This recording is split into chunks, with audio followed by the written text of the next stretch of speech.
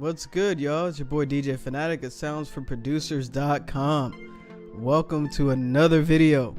And I got a new mic stand, so you never know what's going to happen. Anyway, if you didn't know about EQ, you might learn some. Check it out.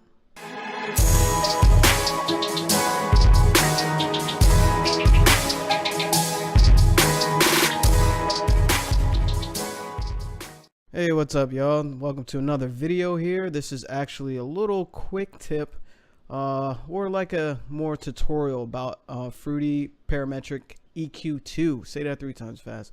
Or just EQ in general. It's probably one of my top 5 plugins in FL Studio, or just in general, because it's very powerful.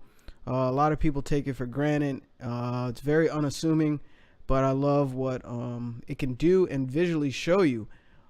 It's just very powerful. So if you haven't subscribed, please hit that sub button. You notice it's a new channel. Every sub counts, so we really appreciate it. Also hit the bell as well, so you get to see more producers tips like this, and give it a thumbs up. So anyway, let's jump into it. This is just a quick melody you might have heard in another video, but it's kind of cool.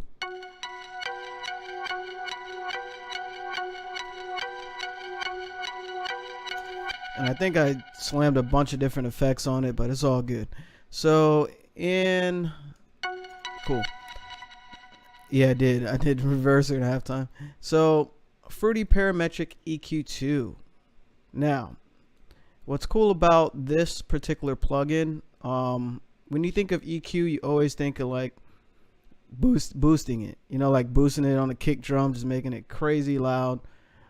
You know, making your sub just, you know, blow speakers and whatnot. But EQ is not only known for boosting frequencies, it's also good for reducing them and making your sound a lot cleaner. So for example, this is the Fruity Parametric EQ2 plugin. It comes pretty standard with FL Studio. Now you can actually, well, it's been around for a while now, but it's a vector file and you can make it as large as you like. Before it was super small and hard to see. So that just shows how powerful and how many people use this, because ImageLine, a company that makes FL Studio, decided to make it able to enlarge. So that obviously, you know, we got some diehard FL gang out there, so shout out to FL gang and users of the program like myself, and it just showed the demand of this plugin. And so let me just break it down a little bit visually. At the top, of course, you see these are octaves. Basically the octave C1, C2, C3, these are notes. There's a note of C, and it breaks it down because your frequency also has notes as well. I don't want to get too deep on that, but if you played one note and messed around with the frequency, you can kind of hear where you're at in the scale.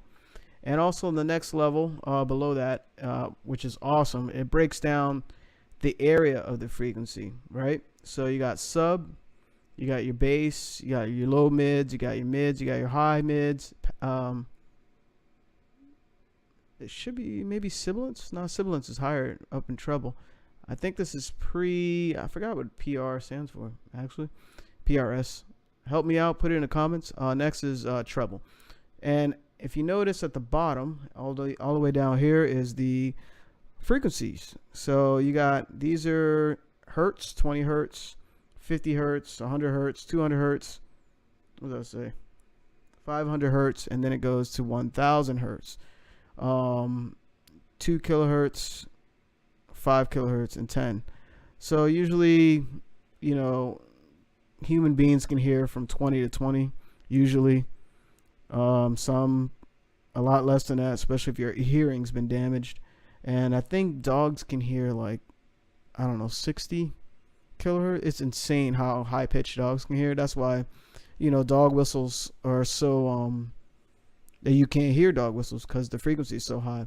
And what I mean by frequencies, like, you can Google it or whatever, but a frequency is like a waveform. It travels based on over a period of time of a certain reverberations. So I don't want to get too technical, but you can always look that up and, you know, look on YouTube for other videos about that.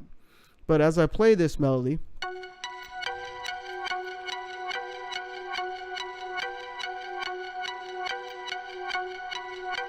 the pink area, all the pink lines is actually energy. So those are the strong frequencies of this sound. Now, of course, the melody I'm playing is a lot of different notes, and that explains the different frequencies. But the frequencies actually are more in the mid, high mid, and PRS. Help me out, because I feel bad that I don't remember that. But and some treble. Whoops. So the energy actually is more in the high end area. You don't really hear any low sub frequencies. So what I would do with this sound, depending on other sounds relevant to it, these little nodes here, as you hover over them, they tell you where you're at in the frequency spectrum, right? See,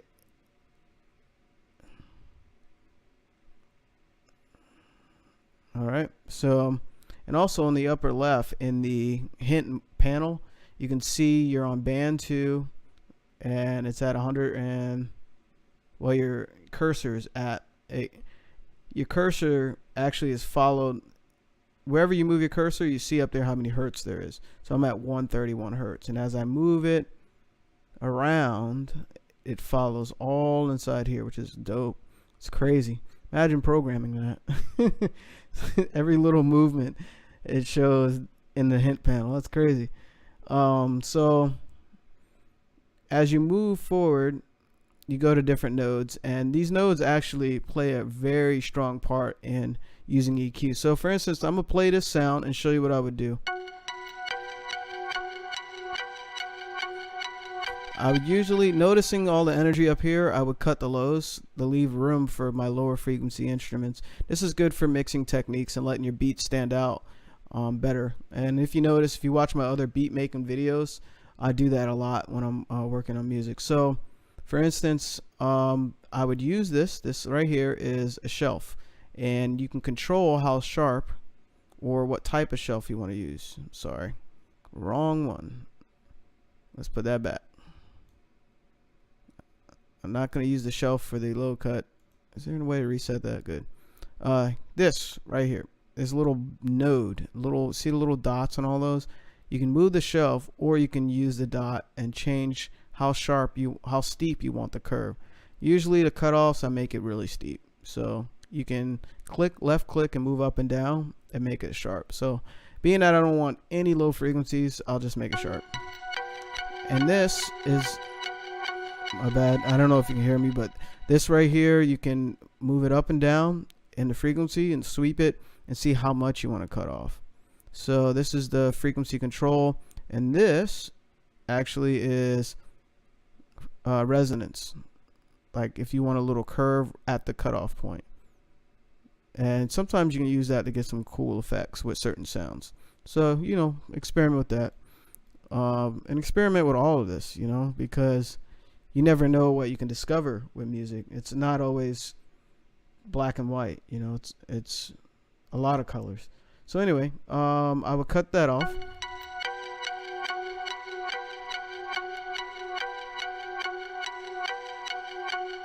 You see, it's real clean, right? So this is what I can do right here, is store in a spared state. So what I'm doing is saving that, right? And let's return that, reset, right click, reset. And this is before. Make sure.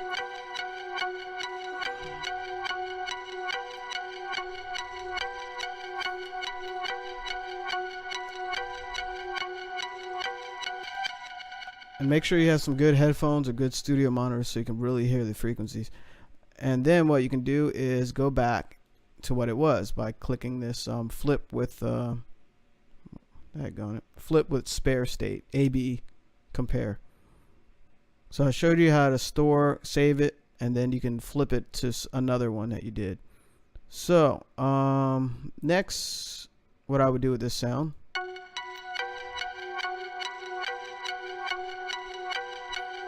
I might add some resonance, because I see right here in the mid there's a really strong presence. So I might add resonance, just kind of peak that up a little bit. As you lower it, that resonant peak come up. So listen here.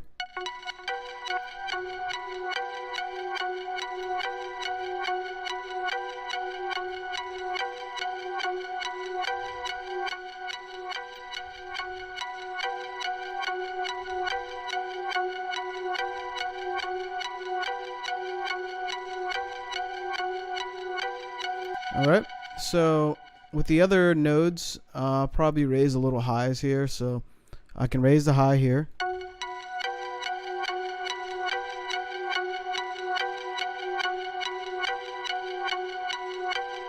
And what's cool with functionality with a little scroll wheel on your mouse, you can actually control the curve that you want, and it gives you a percentage here as you change it. See, 4%, 0% curve. Let's say I just want to isolate on that frequency,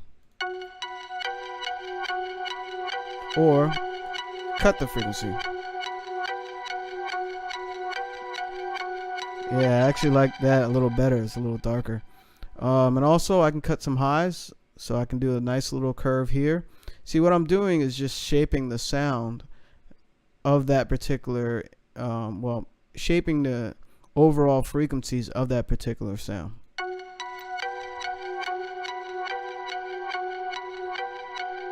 Make it real creepy.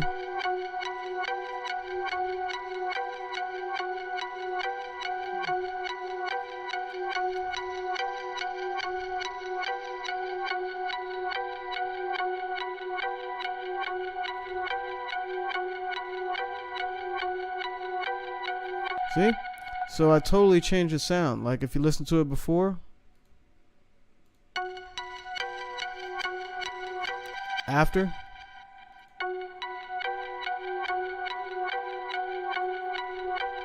and that's just spending, you know, whatever this video is, 15 minutes, just kind of picking out certain frequencies that I don't want and I want to boost. And, you know, you can kind of just paint your own sound with that particular instrument. I didn't get into any crazy features. Let's actually reset all of this. So there's a quick way to do that. Default. There we go. So what I also you can do is like band pass.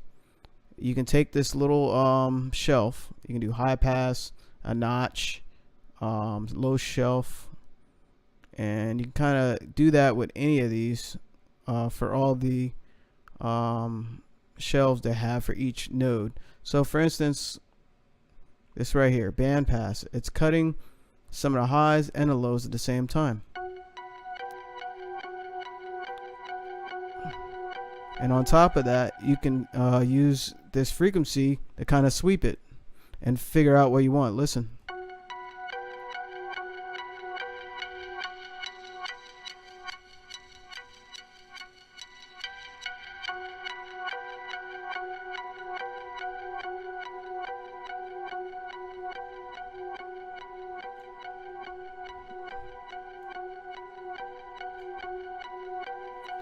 I actually like that a lot. I might use that in a beat.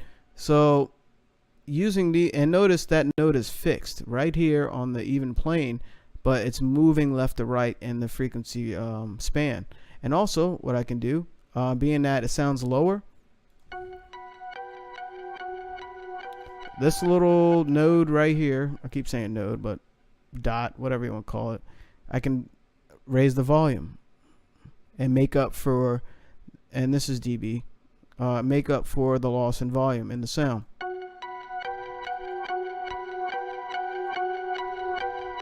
All right, so now we really frying with some grease. So anyway, that's a couple things you can do in the Fruity Parametric EQ2. There's some other stuff you can do in here, but that's pretty much what I use it for. I use these shelves. I use these oh, I forgot. Yeah, band pass, all these different shelves, cutoffs, and volume. I also use automation, so you can right click and create automation right here. You can automate the volume, you can automate frequency spans, you can automate this right here where it's just sweeping back and forth. You can do that with a lot of different sounds. Let me actually put a kick in there so you get to see that visually. Let's find a kick in one of our Sounds for Producer packs, which is available now at the website you see on the video here. We're also, you know, of course, give you the free pack and the link in the description, so check that out. Let's see. Let's find a kick. Which one we feel like today? There we go. Silly Games kick. Open index. So let's see. boom, boom. Mm, mm, mm, mm, mm, mm.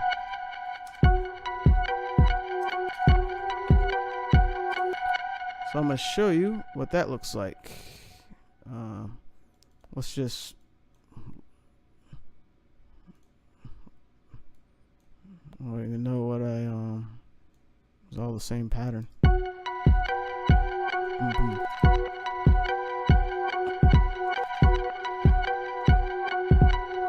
What am I doing?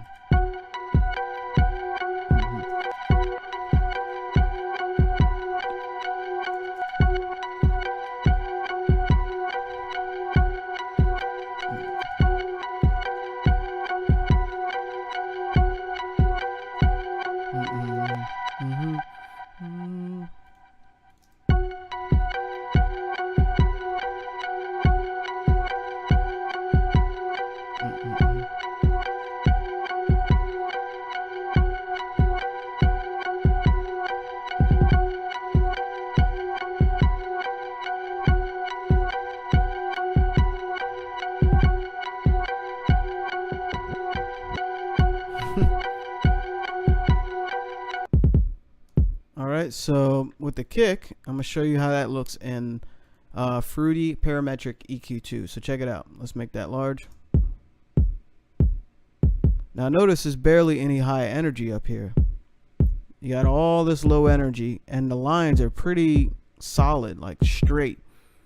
So what you can do, if you need to, but this kick is hard. This kick, actually, let me tell you which one it is. For those that are looking for kicks, this is the Silly Games kick in the Scorpion Sting Volume 2 loop pack, and this is in the bonus one shot section. My bad. So back to Fruity Parametric EQ2. You can shape it. Say you want a little more high subs. My bad, I don't know if you can hear me, but say you want a little more high subs. Yo, that's hitting nice, right?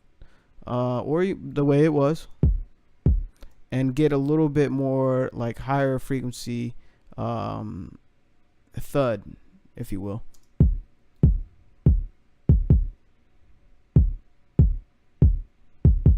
And then you want to cut the highs, like the air you hear on the top.